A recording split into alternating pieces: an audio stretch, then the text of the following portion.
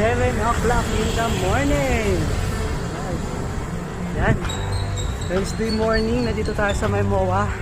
At kakatapos lang natin mag-loop ng konti.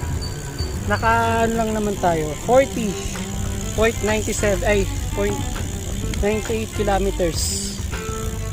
Diba? Naka 40 kilometers din. Kahit pa paano. Isa't kalahating oras ng ating ride.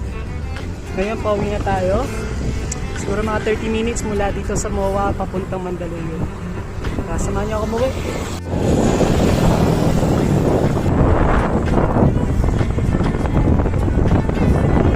Madalas na kasabihan ng mga matatanda.